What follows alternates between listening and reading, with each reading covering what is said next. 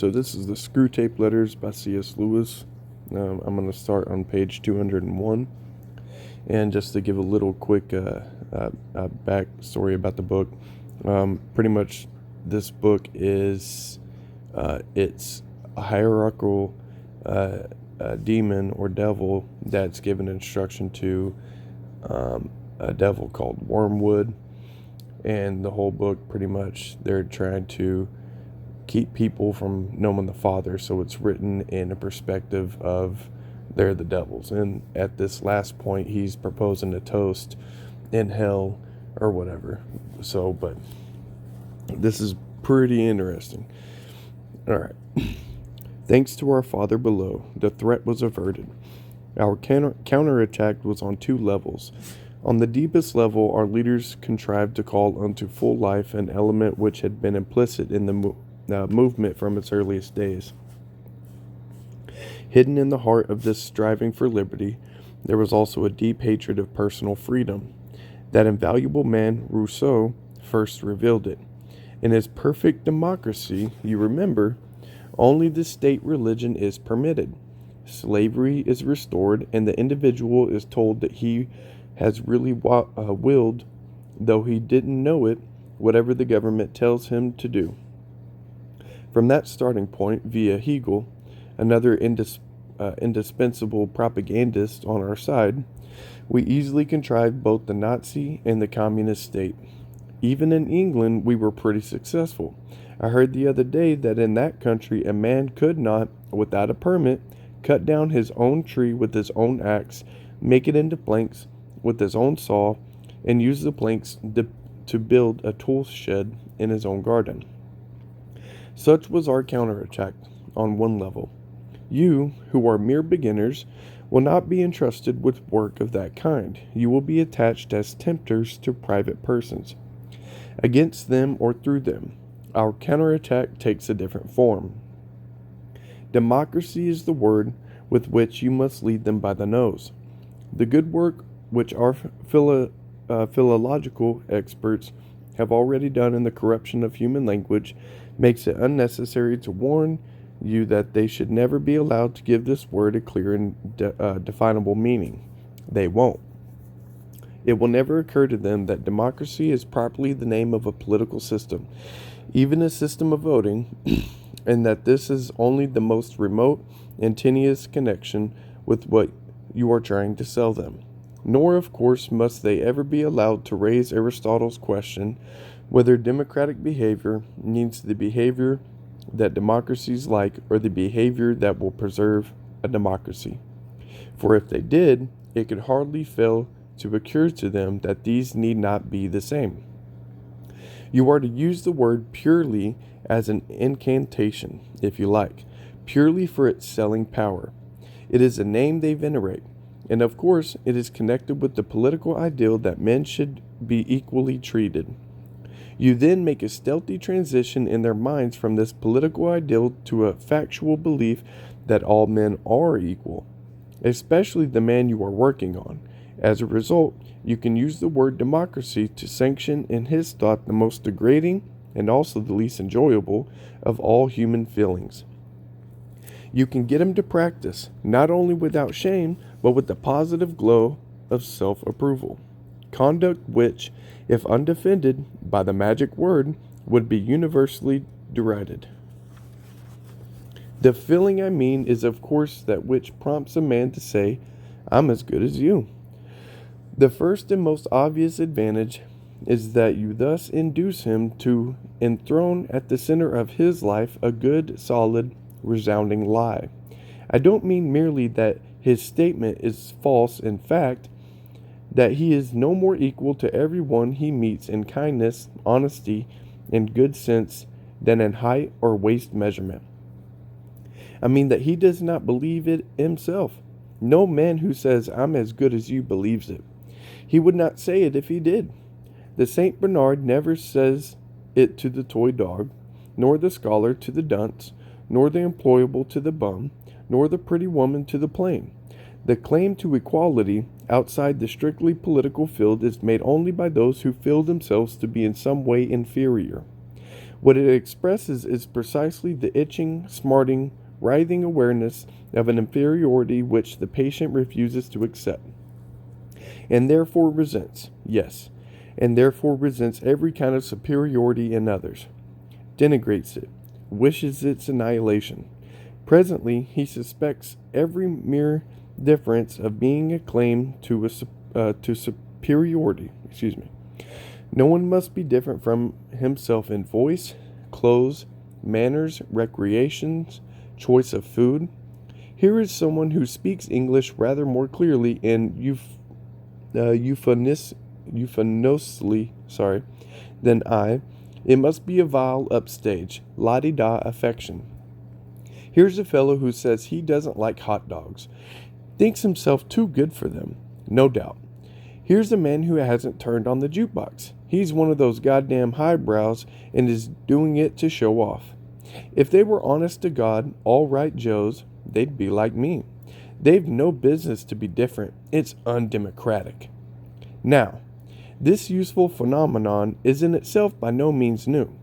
Under the name of envy, it has been known to the humans for thousands of years, but hitherto they always regarded it as the most odious and also the most comical of vices. Those who were aware of feeling it felt it with shame. Those who were not gave it no quarter in others.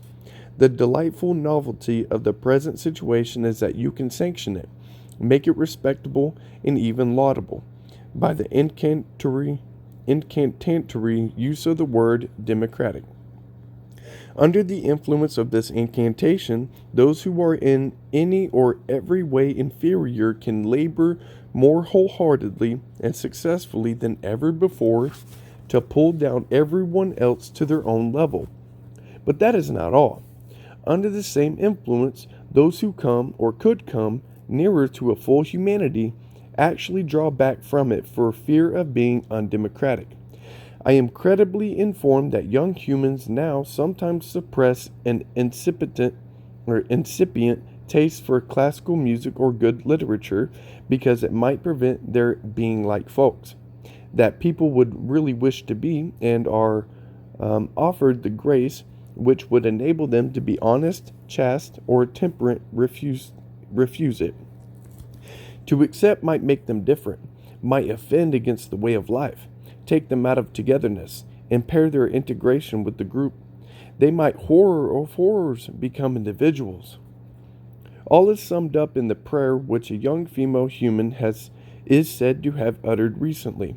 Oh God, make me a normal 20th century girl. Thanks to our labors, this will mean, increasingly, make me a mix, a moron, and a parasite. Meanwhile, as a delightful byproduct, the fewer every day, who will not be made normal and regular and like folks and integrated increasingly tend to become in reality the prigs and cranks which the rabble would in any case have believed them to be.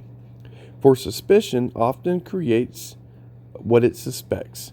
Since whatever I do, the neighbors are going to think me a witch or a communist agent, I might as well be hanged for a sheep as a lamb and become one in reality. As a result, we now have an intelligentsia, which, though very small, is very useful to the cause of hell.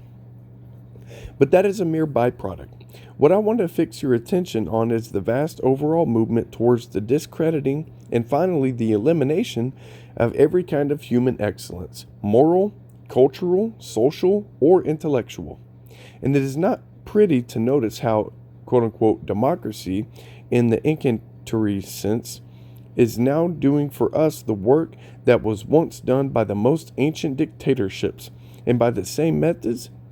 You remember how one of the Greek dictators, they called them tyrants then, sent an envoy to another dictator to ask his advice about the principles of government. The second dictator led the envoy into a field of grain, and there he snicked off with his cane the top of every stalk that rose an inch or so above the general level. The moral was plain. Allow no preeminence among your subjects. Let no man live who is wiser or better or more famous or even handsomer than the mass. Cut them all down to a level, all slaves, all ciphers, all nobodies, all equals. Thus, tyrants could practice, in a sense, democracy, quote unquote. But now, democracy can do the same work without any tyranny other than her own. No one need now go through the field with a cane. The little stalks will now of themselves bite the tops off the big ones. The big ones are beginning to bite off their own in their desire to be like stalks. I have said that to secure the damnation of these little souls, these creatures that have almost ceased to be individual, is a laborious and tricky work. But if proper pains and skill are expended, you can be fairly confident of the result. The great sinners seem easier to catch, but then they are incalculable. After you have played them for 70 years, the enemy may snatch them from your claws in the 71st. They are capable, you see, of real repentance. They are conscious of real guilt. They are, if things take the wrong turn, as ready to defy the social pressures around them for the enemy's sake as they were to defy them from ours. And just to interject real quick, when he's talking about the enemy, it's Jesus. It's our Father in heaven. I felt that's obvious, but I needed to clear that up. It is in some ways more troublesome to track and swat an evasive wasp than to shoot at close range a wild elephant. But the elephant is more troublesome if you miss. My own experience, as I have said, was mainly on the English sector, and I still get more news from it than from any other. It may be that what I am now going to say will not apply so fully to the sectors in which some of you may be operating, but you can make the necessary adjustments when you get there. Some application it will almost certainly have. If it has too little, you must labor to make the country you are dealing with more like what England already is. In that promising land, the spirit of "I'm as good as you" has already become something more than a generally social influence. It begins to work itself into their educational system. How how far its operations there have gone at the present moment, I should not like to say with certainty, nor does it matter.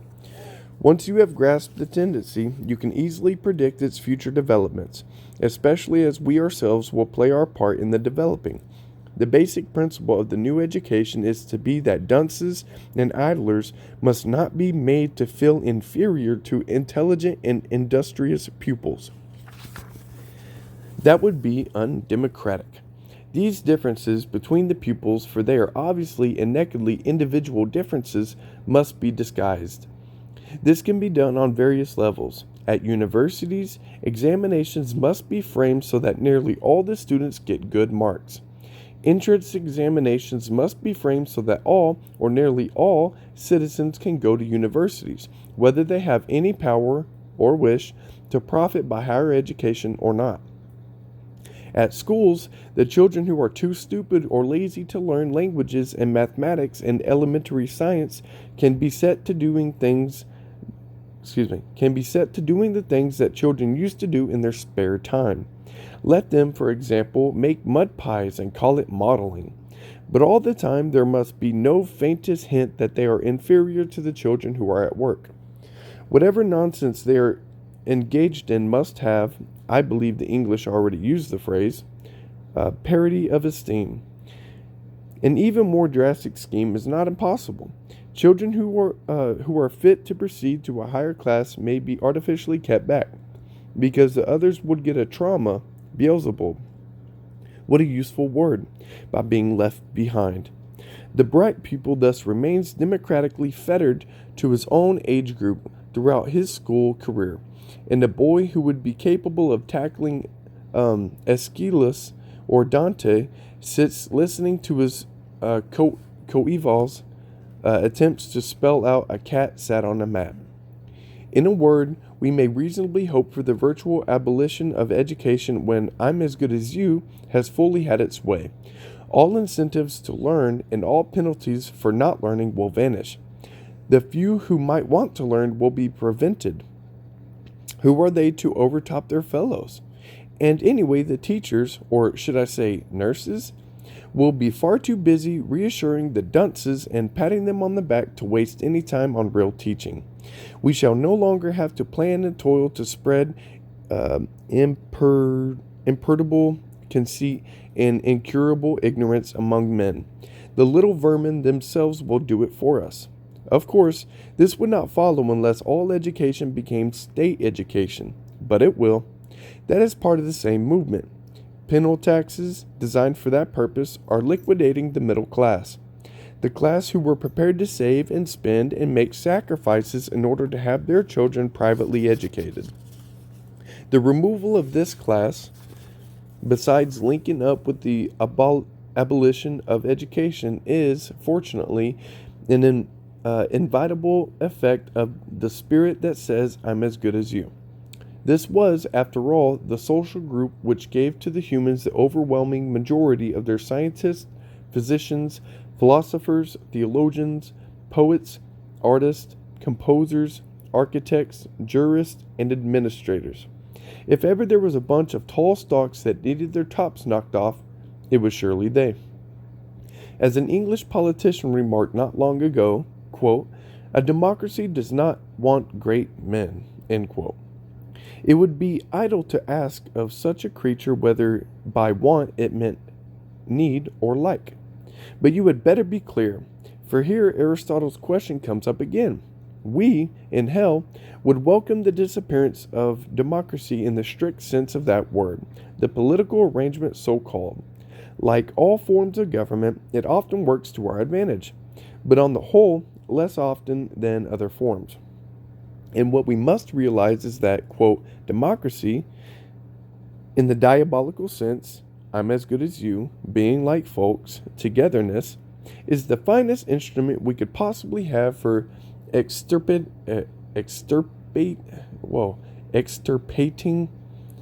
means completely removing, extirpating political democracies from the face of the earth. For democracy, or the democratic spirit, diabolical sense, leads to a nation without great men, a nation mainly of subliterates, full of the clocksureness which flattery breeds on ignorance, and quick to snarl or whimper at the first hint of criticism. And that is what hell wishes every democratic people to be.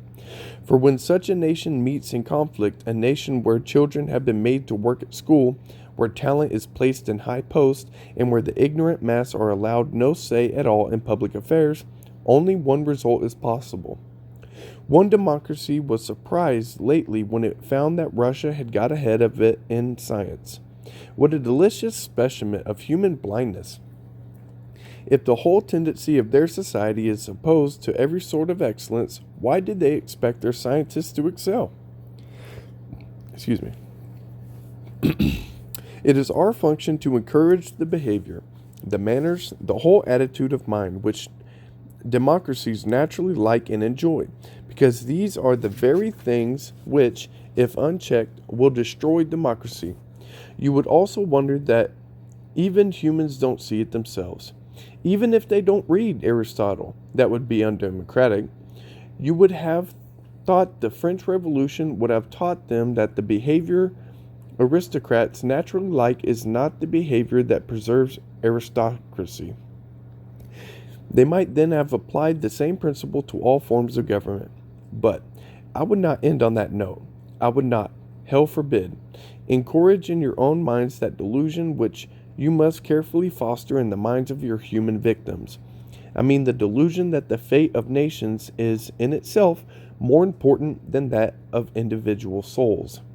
The overthrow of free peoples and the multiplication of slave states are for us a means, besides, of course, being fun.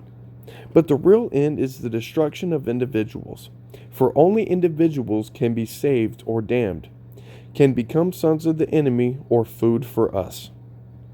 The ultimate value for us of any revolution, war, or famine lies in the individual anguish, treachery, hatred, rage, and despair which it may produce. I'm as good as you is a useful means for the destruction of democratic societies, but it is a far but it has a far deeper value as an end in itself, as a state of mind which, necessarily excluding humility, charity, contentment, and all the pleasures of gratitude or admiration, turns the human being away from almost every road which might finally lead him to heaven.